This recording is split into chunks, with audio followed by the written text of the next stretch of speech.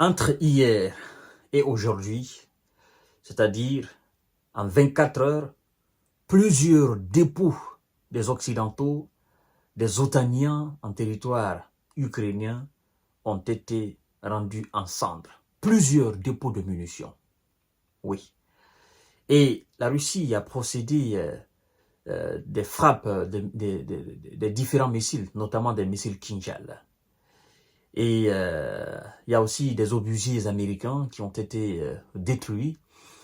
Et il y a près de 3000 S qui ont été envoyés au repos éternel dans le bilan de 24 heures, mesdames et messieurs.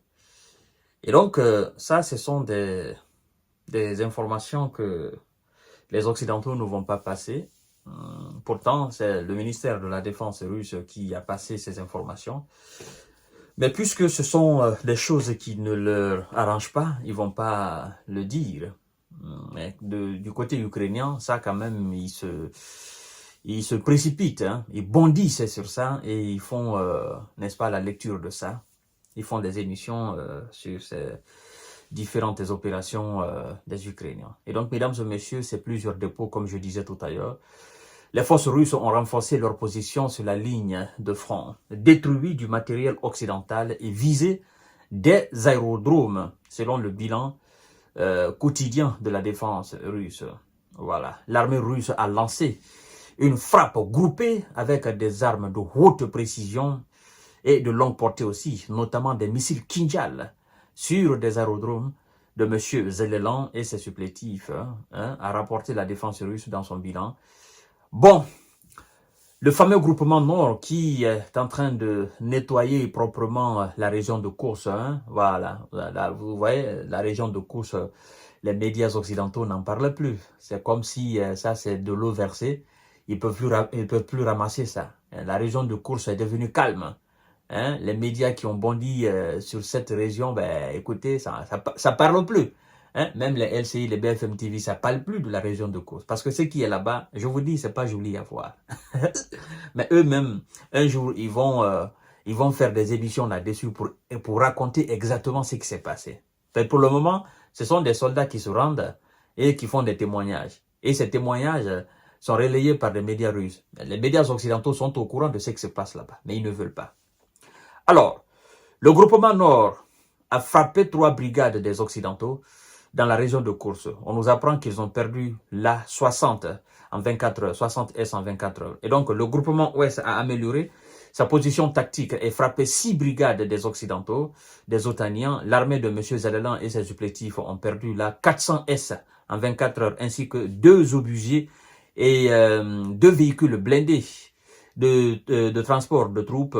Voilà, M113, un obusier M777 et 2 obusiers, tous, n'est-ce pas, de facture américaine. 3 dépôts de munitions ont été détruits à ce niveau.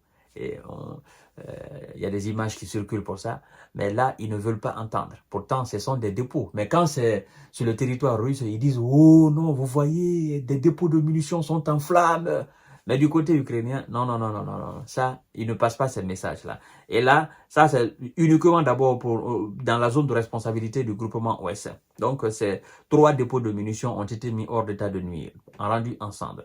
Le groupement Sud a occupé des positions plus avantageuses, frappé 8 brigades de M. Zelelan et ses supplétifs, repoussé 8 contre-attaques. On nous apprend là que les gars de Zelelan ont perdu quelque chose de 725 S, 2 obusiers M777 américaines et 2 M119 de facture aussi américaine. 4 dépôts de munitions ont été anéantis. Vous voyez, ça fait déjà 7. Le groupement Ouest a anéanti 3 et là, le groupement Sud a anéanti 4 dépôts. Donc, ça fait déjà 7 dépôts de munitions de M. Zelelan. 7 dépôts alors des Occidentaux. Ça, ils n'en parlent pas. On continue, mesdames et messieurs et mesdemoiselles. Partagez la vidéo dans tous les groupes possibles. Le groupement Centre a pris, le fameux groupement Centre, le groupement Centre a pris des positions plus avantageuses, frappé 6 brigades de M. Zelelan et ses supplétifs, mais aussi des Merceaux, repoussé cette contre-attaque. Les pertes de M. Zelelan s'élèvent à ce niveau à 620 S. n'est-ce pas, un obusier M777 américain aussi a été mis hors d'état de nuire. Alors, le groupement S a amélioré sa situation le long de la ligne de front, frappé 3 brigades de M. Zelelan et repoussé 3 contre-attaques. L'ennemi, à ce niveau, a perdu 125 S et un obusier M777 de fabrication ricaine encore. Le groupement Nièvre a frappé 3 brigades de M. Zelelan. L'armée de M. Zelelan a perdu à ce niveau 60 S. Un dépôt encore de munitions a été détruit. Ça fait combien déjà? Ça fait 8 dépôts de munitions. Ouais, 8 dépôts. Et ça, c'est des coups énormément durs qui ont été, voilà, vous voyez ce que je veux dire. Alors, la défense aérienne, parce que comme je vous ai dit la fois dernière, ça se passe dans l'air, ça se passe aussi sur la terre et ça se passe aussi sur l'eau, même sous l'eau. Voilà, ça se passe à tous les niveaux. Et donc, la défense aérienne russe a abattu 4 roquettes HIMARS de fabrication américaine et 43 drones de M. Zelelan. Ça, c'est le bilan en 24 heures. Ça n'a rien à voir avec le bilan hebdomadaire que je vous ai donné hier. Ça, c'est en 24 heures, c'est-à-dire de la journée d'hier, la nuit et aujourd'hui, la journée d'aujourd'hui. Ouais, mesdames et messieurs. Et donc, tout ça, ces informations, c'est nous qui pouvons vous les donner. D'accord? Et nous sommes là effectivement pour cela. Donc, voilà, la situation est vraiment dure pour les gars de Zelelan, pour les Occidentaux. Et c'est pourquoi ils sont en train de mettre du pognon là. Ils veulent que ça continue encore. Mais ils voient que même s'ils mettent tout leur argent, ça ne va pas donner le résultat escompté. Voilà. Donc, eux-mêmes, ils sont pris jusqu'au cou. Ils sont pris jusqu'au cou, en fait. Hein? Ils ne savent plus comment sortir les pieds de cette histoire-là. D'ailleurs, il y a un article sur les avions que Emmanuel Macron devrait envoyer. Bon, on pose la question de savoir bon, si c'était les Mirages ou bien c'était quoi encore, on appelle des faucons, je ne sais comment. Depuis qu'il a fait la déclaration en 2023, hein, qu'ils vont former des pilotes ukrainiens au maniement de ces avions, jusqu'à présent, M. Emmanuel Macron n'a plus rien dit. Parce qu'en fait, ils savent que tout ce qu'ils envoient là-bas, les Russes, ils brûlent. Vous voyez, mesdames et messieurs.